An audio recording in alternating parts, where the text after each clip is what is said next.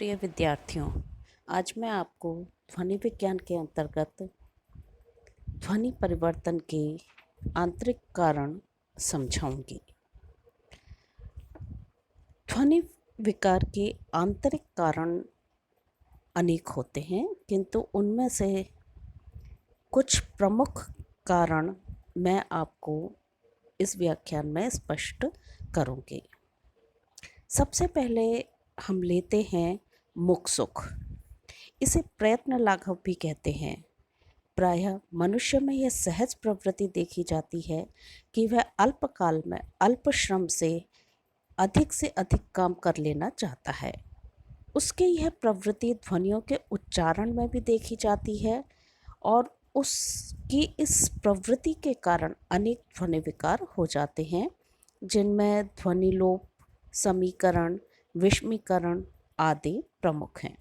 जैसे नारायण को नारायण, माइक्रोफोन को माइक, राम प्रसाद को आरपी, पर्यंक ग्रंथि को पालती आदि कहना प्रयत्न लाघव या मुख सुख का ही परिणाम है। देखा जाता है कि भाषा साध्य न होकर विचारों को व्यक्त करने का साधन मात्र है। अतः हम कम से कम प्रयास में अपनी बात अधिक से अधिक स्पष्ट करना चाहते हैं। अंग्रेजी में टॉक, वॉक, नाउ, नाइफ आदि में कुछ ध्वनियों का उच्चारण इसलिए नहीं किया जाता क्योंकि मुख सुख के कारण हम उनका उच्चारण, कुछ ध्वनियों का उच्चारण करना छोड़ देते हैं। वहाँ उनके उच्चारण में जीव को द्रवण प्राणायाम करना पड़ता है, अर्थात बहुत अधिक प्रयास करना पड़ता है, कष्ट होता है। इसलिए नई ध्वनि को उच्चारण सुविधा के लिए जोड़ लिया जाता है। इसलिए स्कूल तथा स्टेशन को कुछ लोग स्कूल, स्टेशन और कुछ लोग स्कूल तक कह देते हैं।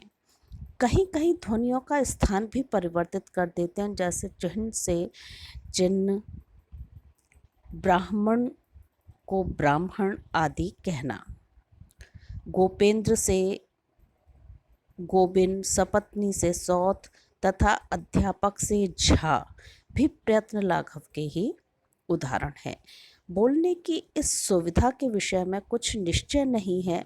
कहीं तो किसी एक ध्वनि को हटाने में सुविधा होती है, कहीं एक ध्वनि को जोड़ना सुविधाजनक होता है, कहीं संयुक्त ध्वनि में दो भिन्न ध्वनियों को अनुरूप कर लेना मुख सुख या प्रयत्न लाघव के अंतर्गत आता है, जैसे धर्म का धम्म, और कहीं अनुरूप ध्वनि को भिन्न बना देना, जैसे काक को काग। इसी को कुछ लोगों ने आलस्य नाम से भी पुकारा है। आलस्य नाम उचित नहीं जान पड़ता। शक्ति की मितव्ययता को आलस्य नहीं कहा जा सकता, न धन की मितव्ययता को कंजूसी। इस संबंध में मुख सुख को प्रयत्न लाघव कहना ही अधिक उचित माना जा सकता है। अगला कारण है श्रुति। बहुत से ध्वनि विकार श्रुति के कारण भी हो जाते हैं। यह श्रुति दो प्रकार की होती है, पूर्व श्रुति और पर श्रुति। पूर्व श्रुति के कारण स्त्री को स्त्री, स्टेशन को स्टेशन आदि कहा जाता है, और पर श्रुति के कारण धर्म को धर्म, कर्म को कर्म, इंद्र को इंद्र आदि बोला जाता है। तो बहुत से आगम संबंधी ध्वनि विकार श्रुति के कारण होते हैं। अगला ध्वनि परिवर्तन का कारण है उपमान। इसे अंध सादृश्य भी कहते हैं। प्राय मानवों में यह प्रवृत्ति देखी जाती है कि वे किसी प्रचलित शब्द की ध्वनियों के समान ही उससे मिलते जुलते शब्द का उच्चारण करने लगते हैं और उससे फिर विचित्र प्रकार का ध्वनि विकार हो जाता है। जैसे दुख के समान सुख का उच्चारण करना, निर्गुण के समान सरगुण बोला जाना आदि। इसी प्रकार हम देखते हैं कुछ अन्य उदाहरण भी हमारी दृष्टि में आते हैं, जैसे 35 के सादृश्य पर 37 में अनुनासिकता आ गई है। संस्कृत में द्वादश के सादृश्य पर एकदश भी एकादश हो गया। मुझ का उकार तुझ के सादृश्य से है। देहात से देहाती, सादृश्य के आधार पर ही शहर से शहराती हो गया है। स्वर्ग के सादृश्य पर नरक नर्क हो गया है। कबीर के ने इसी आधार पर पिंगला के स्थान पर इड़ा का इंगला शब्द हमें उनके साहित्य में देखने पर मिलता है। सच पूछा जाए तो सादृश्य स्वयं कारण न होकर कार्य है। इसका भी प्रधान कारण सुगमता ही है, पर यहाँ पर सुगमता की प्राप्ति किसी विशेष शब्द के आधार पर होती है, अतः इसे अलग रख दिया गया है। इसी प्रकार सुख का क दुख के सादृश्य या अंत सादृश्य के आधार पर आ गया है।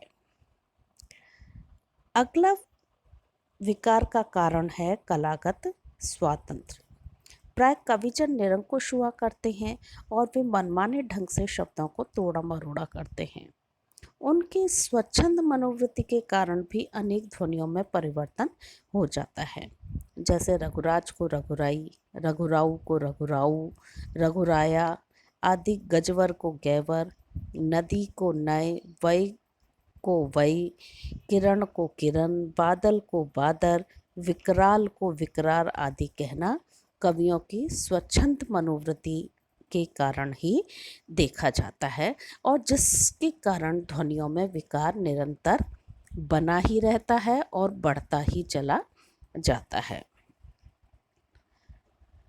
ध्वनि विकार का अगला कारण है प्रमाद या अशक्ति।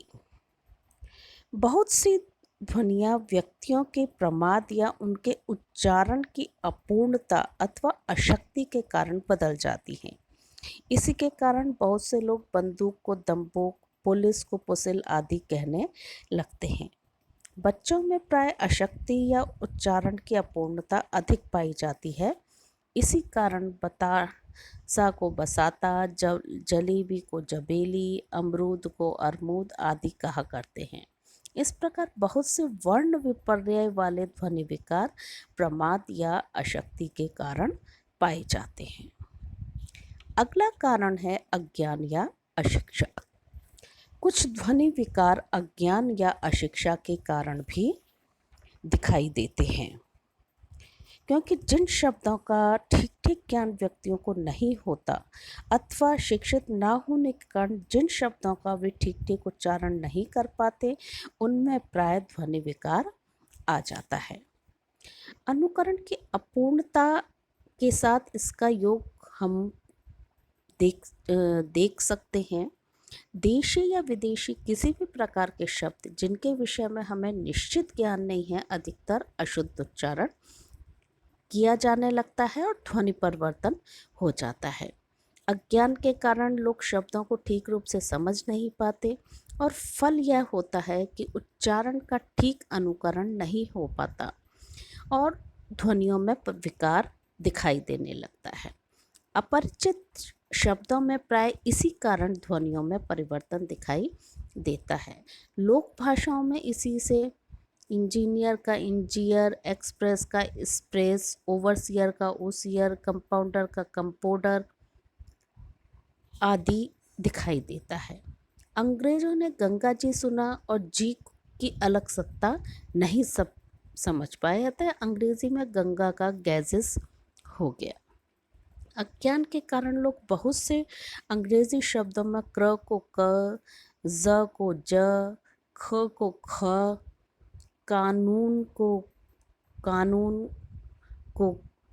कानून, जोर जोर, खबर खबर, ऑफिस आदि इसी प्रकार अज्ञान के कारण परिवर्तन देखने को मिलते हैं। इनमें ज का ज, क का ग आदि भी अज्ञान के कारण हो जाता है। इसी प्रकार अगर हम देखें, लैंटर्न का लालटेन, सेक्रेटरी का सिकत्तर, हॉस्पिटल का अस्पताल, रिपोर्ट का रपट, एडवांस का अटवांस आदि बहुत से व्यक्ति इसी अज्ञानता या अशिक्षा के कारण बोलते हैं। ध्वनि विकार के कुछ अन्य कारण अविशेष रह गए हैं, जिसे मैं अगले व्याख्यान में आपको समझाऊंगी।